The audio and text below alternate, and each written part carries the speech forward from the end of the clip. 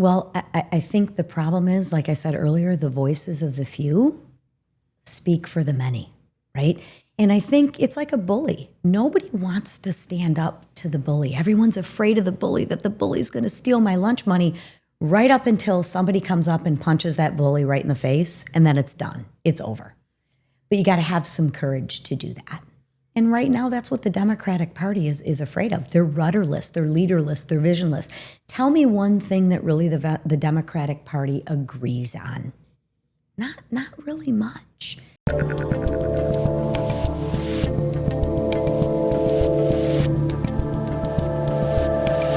Congresswoman Lisa McClain, how are you? I'm great. I said, how are you when you walked in? And you said something that I probably shouldn't repeat on air. So I just mentioned to you, this is like my 8th interview in the last 2 hours.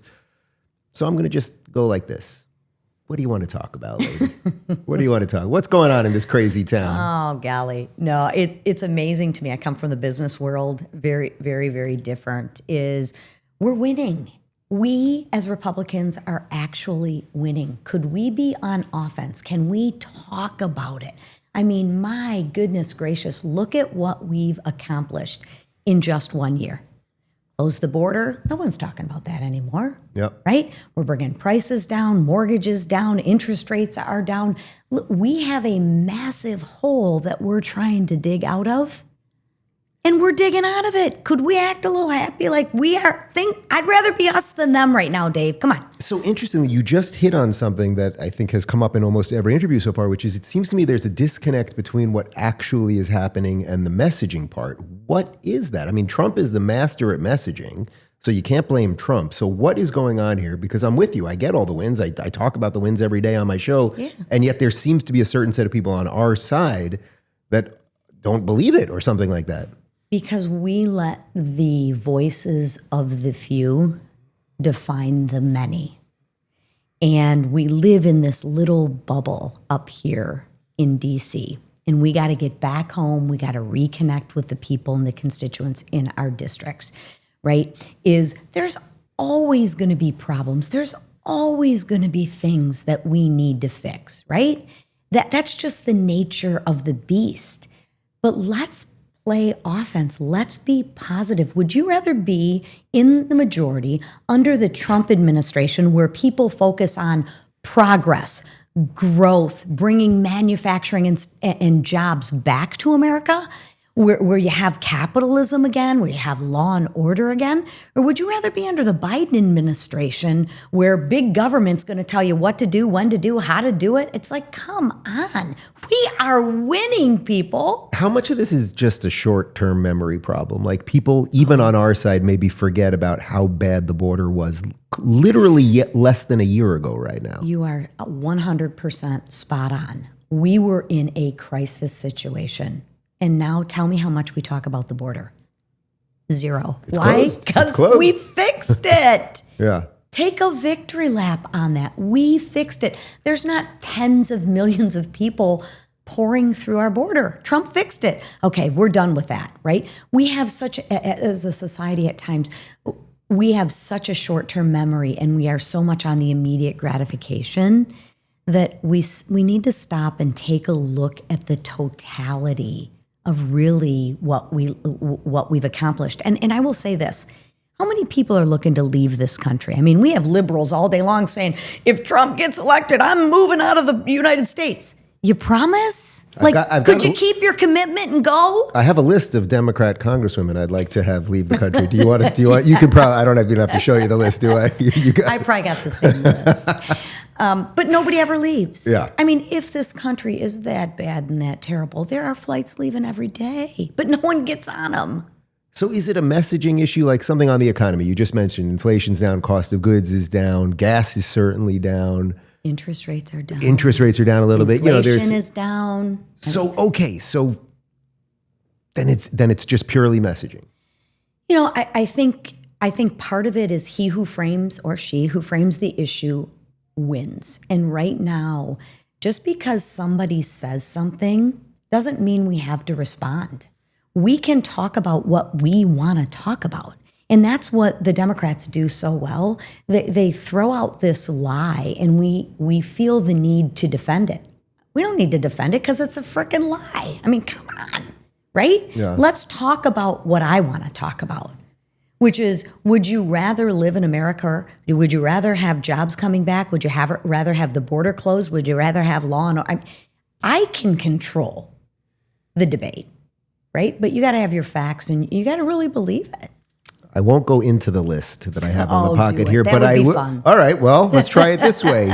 One of the people on the list is a Michigan congresswoman named Rashida Tlaib. She, I think, represents everything that is sort of wrong with the Democrat Party and sort of the never always complains, never leaves and all this stuff. I mean, what is going on in Michigan that someone like her, who's so radically anti-American, and I have no problem saying that, has gained so much power in the Democrat Party? Yeah. Well, I think the problem is, like I said earlier, the voices of the few speak for the many, right?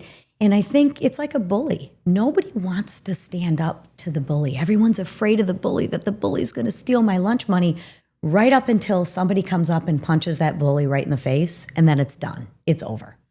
But you got to have some courage to do that. And right now, that's what the Democratic Party is afraid of. They're rudderless, they're leaderless, they're visionless. Tell me one thing that really the Democratic Party agrees on. Not really much, right? They don't seem to like Chuck very much. That No, seems Chuck to be is kind of on the outs, right? But they do agree on that. So maybe I'll give you that one. But sincerely, what's the Democrat Party for? Right? They'd have no plan, no vision, no leader, right? But what are they for? What do they stand for? Used to be global warming. Oh, no, I mean climate change. Oh, no. They're finding their way. And the problem with when you have this void or you have this vacuum of leadership, craziness comes into play. And that's exactly what you see right now.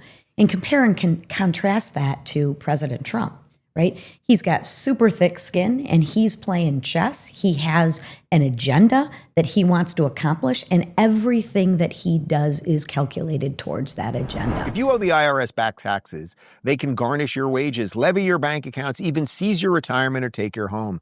Don't let the IRS target you. Call the professionals at Tax Network USA. Their tax lawyers and enrolled agents are experts in powerful programs that may even help you reduce or eliminate your tax debt. Tax Network USA is A+ rated and has saved clients over $1 billion.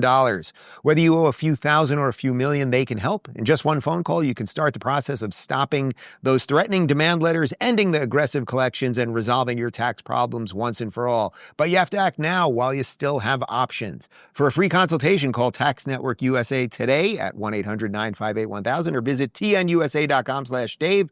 Don't let the IRS be the first to act.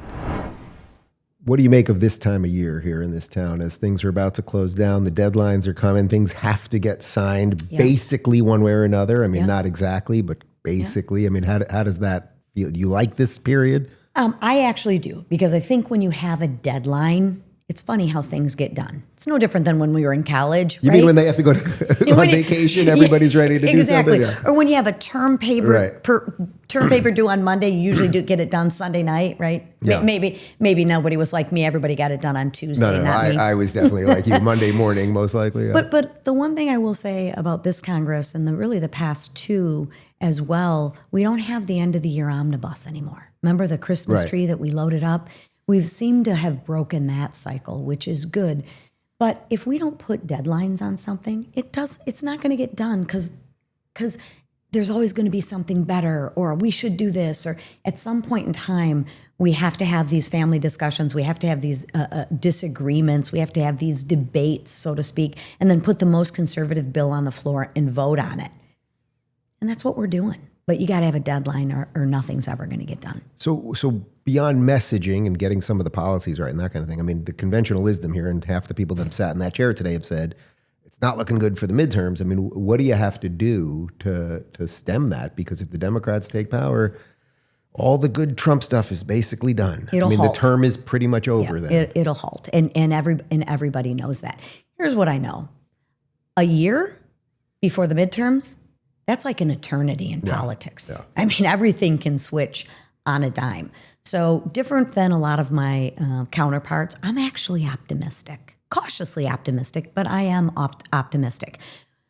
The whole reason why we signed the One Big Beautiful Bill or the Working Families Tax Cuts by July 4th was so it could take effect this year, right? Remember all of the tax savings, the no tax on tips, the no tax on overtime, right?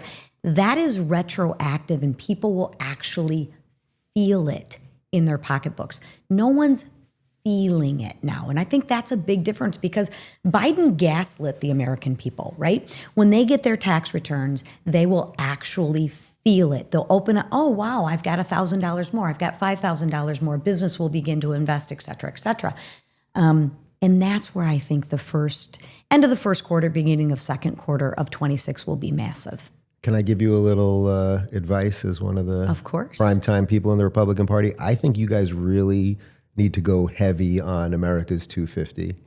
Like, I think that it will be a good way to garner support for the Republicans, but also kind of expose the anti-Americanism of the Democrats. People want to celebrate the birthday. They do. But I think you guys are going to have to really grab that and run with it. That would be my one piece of unsolicited I would agree advice. with you wholeheartedly. I mean, 250 years of this experiment called capitalism, called under freedom with democracy.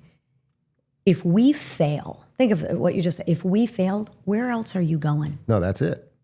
Nowhere. No, literally, we're done. I mean, the stuff we complain about here, why don't you go to Cuba, Venezuela? They have a little bit different concerns than we do. Yeah. Well, To your I point, live in let's Miami. celebrate. I've got all the good Cubans with me right now, so it's okay. Anything else on your mind before we wrap this up? No, just again. You're feeling, I'm glad to see this. I am glad to, I said to Jim Jordan earlier, because he always comes in with a smile too, that it's like, it's good to see some people that can have the positive part of this, because I know that it gets grading and all that. Right. If you think you can, you can. If you think you can't, you can't. So to me, I'm an optimist. There's nowhere that I'd rather be under the leadership of President Trump and the Republicans. We have the right message. We just need to go out there and sell it, right? Remind people, just like you said, where else would you rather be? I'll tell you, people. This is the country that people risk their lives to get to. How many people are leaving? Yeah. They're not, because these are great times. When the cameras go off, can we compare lists? Yeah. Deal. Thanks. If you're craving more honest and thoughtful conversations about politics, check out our politics playlist right here. And if you don't want to miss any future videos, make sure to subscribe and hit that notification bell.